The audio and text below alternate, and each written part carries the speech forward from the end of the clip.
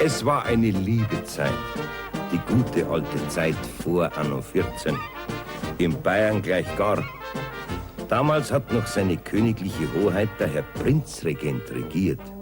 Ein kunstsinniger Monarch, denn der König war schwermütig. Das Bier war noch dunkel und die Menschen waren typisch. Die Burschen schneidig, die Dirndl sittsam und die Honoratioren ein bisschen vornehm und ein bisschen leger. Es war halt noch vieles in Ordnung damals. Denn für Ordnung und Ruhe sorgte die Gendarmerie und für die Gerechtigkeit das königliche Amtsgericht. Da sind die Verwandten so besser aufeinander, als um alles Hämmerstreit ist. Ja, aber die eine kriegt dann gleich nicht mehr genug. Das weißt du, das ist überall dasselbe. Weißt du was? Die braven Bichler-Eheleute haben keine Kinder. Aber um beflissene Erben brauchen sie sich dennoch nicht zu sorgen. In der Verwandtschaft wimmelt es nur so von Vettern und Baseln. Aber schon sind dieselben verkracht und beleidigt und prozessieren gegeneinander. Während die verstrittenen Parteien ihre Plätze einnehmen, müssen die einzigen zwei Zeugen auf der Wartebank im Flur heraußen warten. Aber sie tun es gern, denn die beiden sind nicht ungeduldig. Und in der guten alten Zeit musste man jede Gelegenheit beim Schopfe packen. Kriegst du überhaupt nicht gut? Du Ruhe, du Ausgeschämte. Es ist mir wurscht, ich bin zu den Biegler genauso verwandt als wir andere Leute. Jetzt hat sich das Biburg erst beim Mittermeier gegeben und jetzt möchte es auch noch die Bichlerhof für einen verfressten, versuffenen Buben haben. Dagegen muss da ein Gesetz geben, Herr Rat. Also in einem Bursch darf doch kein Bauernhof werden. Ja, warum nachher nicht? Wenn Sie meinen Sohn mit dem Biegler so viel gut versteht, da ganz einmal gut bei meinem Buben. Ja, da war alles schnell versoffen. So, und der Trutschen nachher der überstandige Haar, die hat den ganzen Bieglerhof verquanten. Und so weiter. Bitte mal Platz zu nehmen, meine lieben Parteien, gell? Und jetzt bleiben Sie ganz schön still und brav hocken. Es ist alles so gewesen, dass man von ihm seiner Seite erbt. Und ich bin ein Basel zum Biegler. Er ist mein Vetter, meine Mutter ist seine Schwester gewesen und ist auf dem Bieglerhof aufgewachsen. Infolgedessen nicht wahr? Abgesehen davon, dass ich da überhaupt nicht mitkomme, interessiert mich das ehrlicherweise gar Herr nicht. Amtsrichter, aber das muss ich jetzt nur sagen dürfen, dass mein Bruder weißt, infolgedessen, dass ich zum Biegler Basel bin, eine Cousine, nicht wahr? Dass er durch das der allernächste Verwandte ist und so quasi nicht übergangen werden darf. Ja, putzt du dir ein, dass der nicht übergangen werden darf, dass der den schönen Bichlerhof verwirtschaften darf, ha? Ja, was glaubt ihr denn eigentlich, ha? Wenn er nicht augenblicklich ein ganz feines, gutes und vor allen Dingen friedfertiges Benehmen an den Tag legt, gell? Dann vertage ich die Sitzung und zwar auf 6 Wochen. Ja, ist ja wahr, Herr Rat, also ich bin zu den guten Bichlerleuten genauso verwandt, als wir Sie da mit Ihren versoffenen Wagenscheitel noch. Ach du, jetzt werde ich aber bald krank, gell? Fixmann, ey! Muss ich den ausschmeißen, ha? Brauchst du das bloß sagen? Da wirf ich dich zum Fenster raus. Fix du mal. Davon möchte ich Ihnen abraten, Herr Balser. Wachtmeister, eingreifen. Eingreifen, jawohl. Setz dich wieder hin. Hast die sei gescheit und halt dich zurück. Sitz dich hin.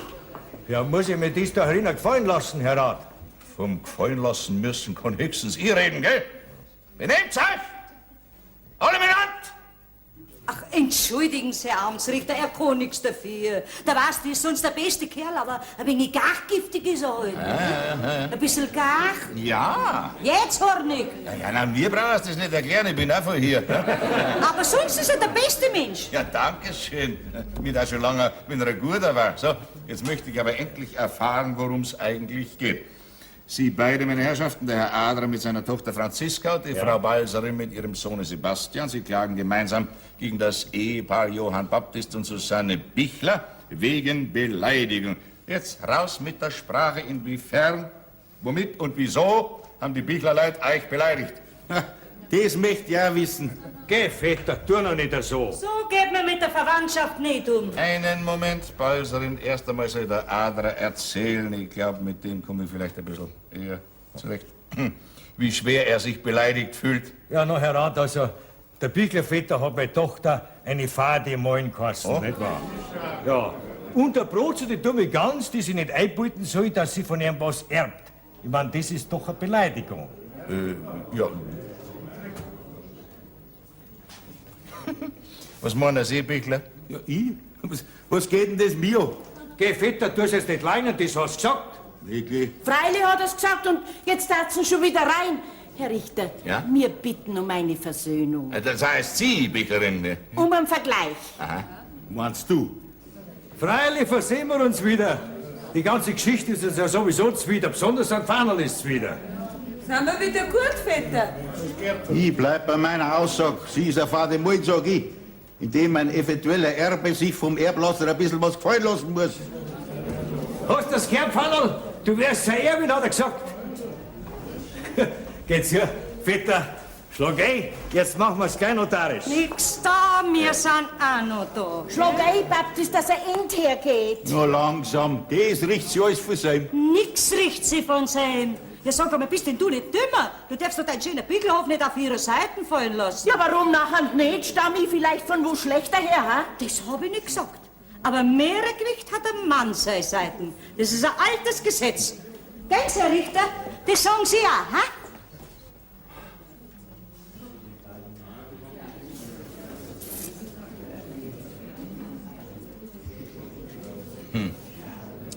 Was wollt ihr denn eigentlich, hä? Wozu habt ihr denn geklagt? Um was geht's denn eigentlich? Zu was braucht ihr mich denn noch, hä? Ihr schwätzt ja so wunderschön miteinander, macht's doch euren Käse lang aus. Ich sitz hier weder als Notar noch als Nachlassrichter, sondern als Richter in einem ordentlichen Zivilklageverfahren.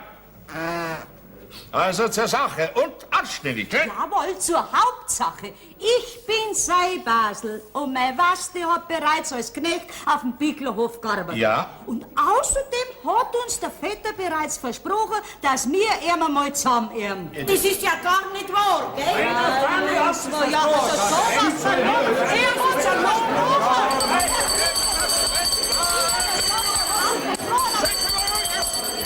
ist der, was man sagt. Ja, wie hätt man's denn da? Jetzt werde ich aber bald ungemütlich, gell? Wir richten über die eventuelle Erbschaft kein Wörtel mehr her. Das ist meine Meinung auch. Jawohl. Ihr habt's mit den Beleidigungen angefangen und über die wird jetzt hier geredet. Darf Sie doch? Nur über die Beleidigungen, habe ich gesagt. Balserin, hinhaken! Herr Rat, also wir fühlen uns nicht mehr beleidigt. Wir dann die Klage zurückziehen, nicht, wenn er unsere Sicherheit verschreiben hat, dass wir nicht übergangen werden als Erben von seinem Hof. Wie denken Sie sich denn das eigentlich, Aderer? Hä? Ja, ganz einfach. Ganz einfach, ich ziehe meine Klage zurück unter der bescheidenen Bedingung, dass ich erbe und das genau so, wie ich mir das einbilde. Ne? Ja, und wenn die Bäuserin so mengen, wie wir möchten, nicht wahr? Ja, dann war die Geschichte ja ganz einfach. Aber seit gestern sind wir zwei wieder zu kriegen. Was heißt denn mir zwei? Naja, Sie zwei. Ach so, mir zwei heißt unter Umständen bei Ihnen auch Sie zwei, ja? Ja, bis gestern haben wir zwei noch zusammengehalten, aber Sie zwei. Wer Sie zwei? Ja, der Bastel und das Fanal, die waren so gut, dass wir verlobt. Ach so, und dann wäre es ja wurscht gewesen, weil das Balser Sache in jedem Fall, ob zuerst geteilt oder im Ganzen, auf euch fällt, nicht? Ja, ja. Und jetzt möchte er einen Hof verloren. Ja, die bringt doch nichts mit von daheim. Keine Mark. Nicht einmal eine gescheite Aussteuer. Ja, sie erbt doch mindestens einen halben Bickelhof. Also so ein Materialist. Wenn ich einmal Bichler bin, dann kann ich eine Hochzeiterin verlangen mit 8.000 Mark.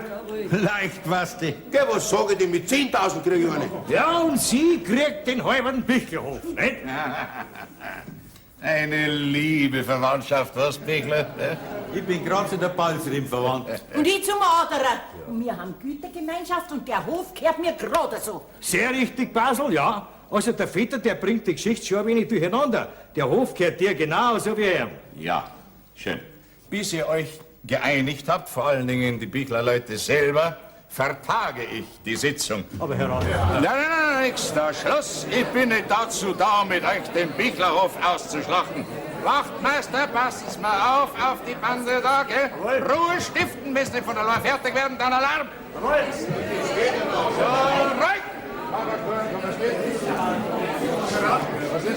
Darf ich Ihnen ein Bier und Weißwürst vom Feißelbrei holen? Das wäre eine gute Idee, aber gut. So geht's weiter, Herrschaften. Die Sitzung ist vertagt. Gehen wir. ja, das sind doch... Gehen wir raus. Falsch.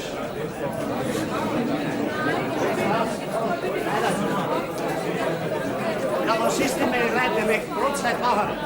Falsch, ich muss eine Zahl räumen. Heute, ich geh. Ich brauch meine Erben.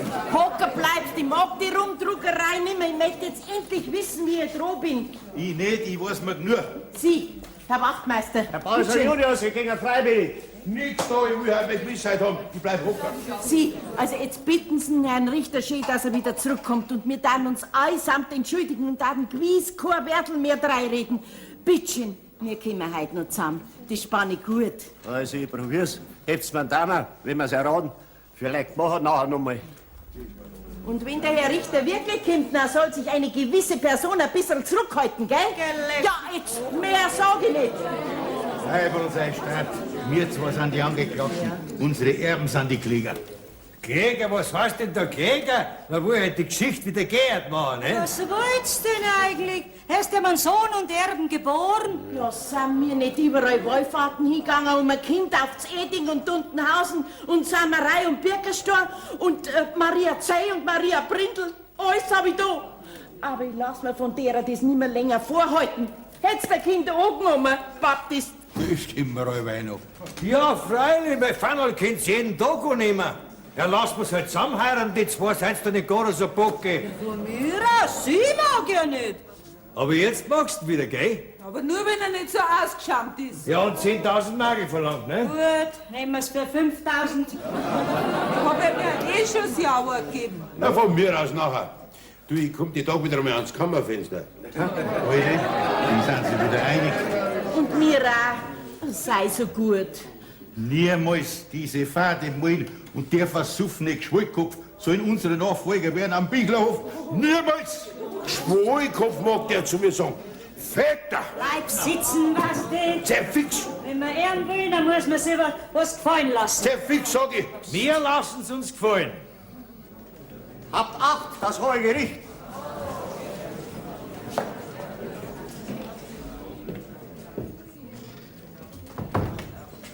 Setzen!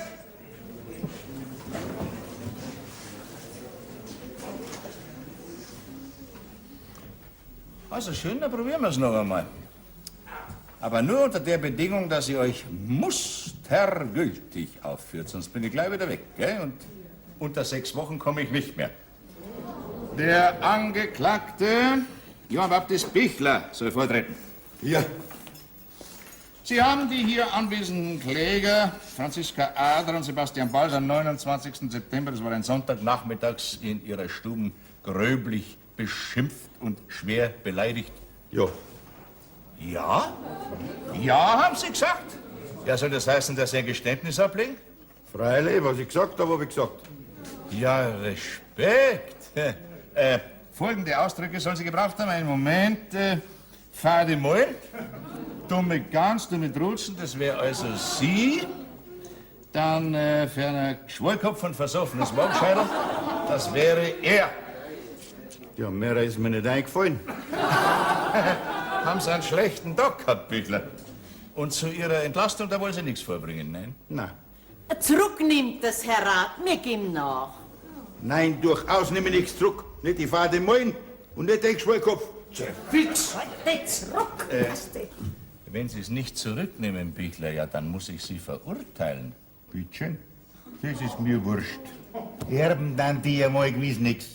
Ja, wenn das so ist, dann nehmen wir meine Klage zurück. Die meine ja. Ja, aber klagt hat werden müssen, gell? Ja, wir haben ja gemeint, dass er nachgibt, der Herr Vetter, nicht? Nachgibt er nicht. Ich ja nicht. Ich bin auch beleidigt worden von denen da. Und das gehörig. Ach so, ja, das ist natürlich was anderes. Wenn Sie das beweisen können, Bichler, dann könnte man ja sagen, dass Sie quasi diese vorausgehenden Beleidigungen nur erwidert haben. Das kann ich leicht beweisen. Ja, großartig, also dann links los. Dafür habe ich sogar zeigen. Ja, wen denn? Mein Knecht, der Franzl, und mein Dirn, die Zilli. Geh, was willst du denn von denen? Allerweil hat es mit die Dernsboden. Der Franzl hat alles gesehen und alles gehört. Ah, ja, dann wollen wir ihn auch anhören. Wachtmeister, rufen Sie mir den Zeugen Franz Weiß herein. Den Zeugen Franz Weiß, jawohl. Sie können ja wieder Platz nehmen, Bichler. Lass keine Angst haben, Dirnei. Ich heirate die Balser Fanny gar nicht. Das sagst du jetzt so, weil du gut gemüht hast. Aber ernst, wenn's werden hat, nimmst doch die Fanny. Na, sag ich, bei dir bleibe ich. Das, wenn wahr war. Ja, und wenn der Bauer es noch so oft verlangt, dass ich die Balser Fanny heiraten sollte und ich dafür vielleicht seinen Hof kriege, ich mag nicht. Ich bin kein Materialist. Mei, mit nix können wir auch nicht heiraten. Ja, aber gern haben können wir uns. Und das ist die Hauptsache, Zelle. Der Zeuge Franz Weiß, Dienstknecht beim Bichler zu Bichl. Hier? Geh weiter, Franzl, wir sind dran. Jawohl. Es ist ein Kreuz auf der Welt. Der Zeuge Franz Weiß. Ist recht, kommen Sie her, Weiß. So. Sie waren also mit den Erben, beziehungsweise mit denen, die es werden wollen, und mit der Bäuerin zusammen allein in der Stube. Weiter, was haben Sie da gehört? Erzählen's. Wie sie alle auf die Bauern geschimpft haben. Alle? So, auch die Bäuerin? Ja, die weniger. Ein bisschen vielleicht. Aha. Was haben denn die Möchtegern-Erben so alles gesagt? Mei, dass er heute ein alter Depp ist, ein alter. Oh ja. Dass er endlich den Hof übergeben sollte. Und wie lange das sie noch warten müssten. Und dabei waren sich alle so recht schön einig. Sehr einig. Sehr einig. Was haben denn die Klägerparteien noch alles für beleidigende Ausdrücke gebraucht? Euer Depp, das ist nicht so viel gerade. Ein bisschen was ist schon, ich meine, aber für einen richtigen Freispruch langt's noch nicht, leider. Die haben schon noch mehr gesagt. Red noch, Franzl, erzähl alles. Wie sie in der Stube gesessen sind beim Kaffeetrinker, ist sie erst richtig aufgegangen. Ich gehört unter Kuratei gestellt, haben's gesagt. Weil ich schon angetappert war. Ach so, Kuratel, das ist nicht sehr fein, aber bitte schön, Wickler, lassen Sie mal den Zeugen reden jetzt. Wie es allesamt in der Stube gesessen sind, ist auch der Bauer dazugekommen. Ja? Er hat sich ins Bett gelegt gehabt, in dem dass es Sonntag gewesen ist. Darauf haben die Verwandten zu ihm gesagt, er soll ihn den Hof überschreiben lassen. Und darauf hat mein Bauer gesagt, dass er lieber mir, dem Knecht Franzl, den Hof überschreiben lassen tät. Ja, aber das hat er fein nicht ernst gemeint. Das hat er gerade so hingesagt. Nein, das ist mir durchaus ernst gewesen. Ein kleines bisschen Geduld. Und jetzt ist mir erst recht ernst. Ein kleines bisschen Geduld noch, Bichler. Ich möchte erst noch was anderes wissen. Franzl, wie lang sind Sie denn jetzt schon auf dem Bichlerhof in Dienst? Seit ich aus der Schule gekommen bin. So. Zuerst war ich bei meiner Großmutter, weil meine Mutter, die ist ja schon zu bald gestorben. Und ist vor gut 30 Jahren bei mir Dienst gemacht gewesen. Warum sagst du denn das jetzt? Weil sie mal gesagt hat, So. jawohl, das ist sogar die Hauptsache Rat. Ich tät noch einen Augenblick warten, Bichler, mit Ihrer Generalbeichte. Auf den alten Deppen hinauf allein kann ich Sie leider noch nicht freisprechen. Ihr Zeuge, der Franzl, der soll sich ein bisschen blagen, dass ihm noch einige andere beleidigende Ausdrücke einfallen, die die Kläger Ihnen im Voraus haben zukommen lassen. Also bitte schön weiter. Einen alten Geizkragen haben sie ihn auch genannt. Geizkragen, ja. Und die Balzerin hat meinen Bauern ein Seemandel geheißen. Was er für heißt wie ein Trottel, ne? Ja. Und wie mein Bauer gesagt hat, dass er lieber mir den Hof verschreiben möchte, ist der Balzer Sebastian auf mich losgegangen und hat mich beim Krawattel gepackt. Das stimmt so nicht. Der Mann lügt. Zuerst habe ich dir nämlich eine geschmiert. Richtig. Zuerst hat er mir eine patzt, weil ich zu ihm gesagt habe, ob er mit mir nicht lieber Kopf rechnen mag. So ein Fixstepp, Leder. Ruhe, bitte, Ruhe. Könnte man das so verstehen, dass das ein bisschen gerauft worden ist auch und dass Sie da so einiges abgekriegt haben, Franzl, hä? Nicht besonders. Nein? Der Wastel ist hingefallen, wie er mich angelangt hat. Ja, nachher hat der Bauer die Verwandtschaft davongejagt. Und dabei sind dann die beleidigenden Ausdrücke gefallen. Stimmt das, Bichler? Was hast du Ausdrücke? Ich geb doch den Ruchen und Muhackeln mein Hof nicht. Ich brauch keine Erben. Baptist Marian Josef. Ich hab ja Seimen, Burm. Und jetzt sag es laut. Erben da, an Franzl. Da hat man's lang noch nicht sagen traut. Das darf ja nicht wahr sein. Er ist mein Erbe. Und ihr lasst mich jetzt mal Ruhe. Ja, du Hoden und du Bazi, du.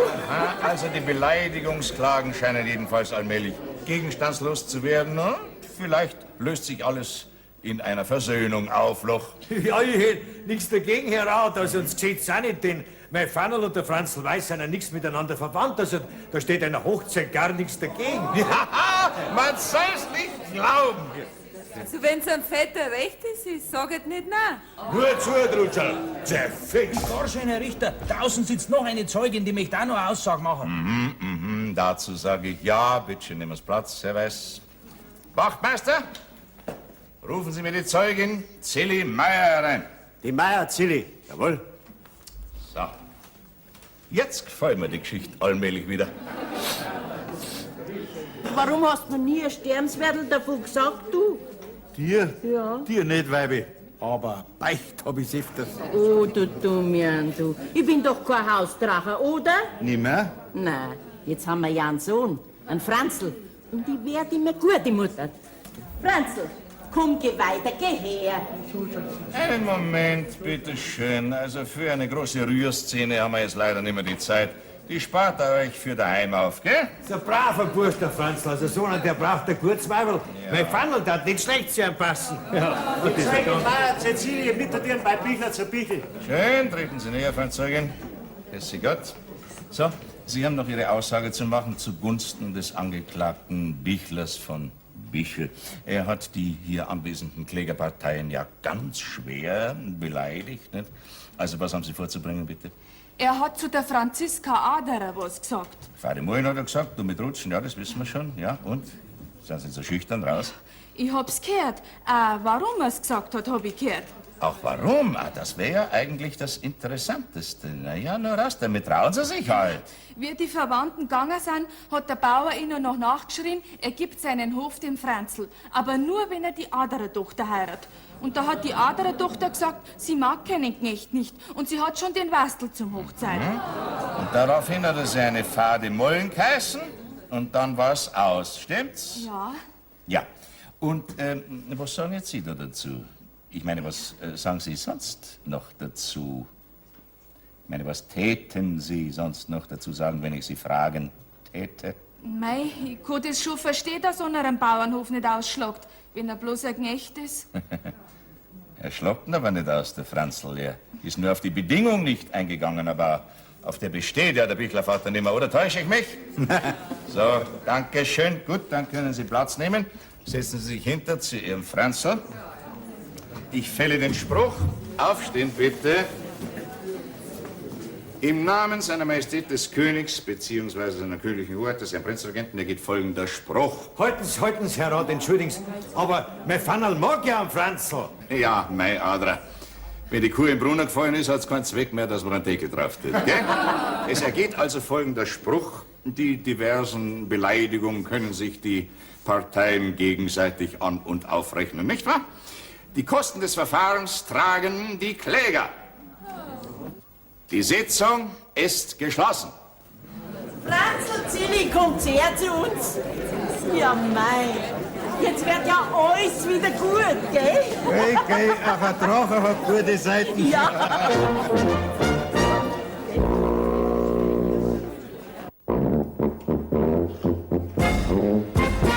Das Leben geht weiter, ob Freispruch oder Zuchthaus.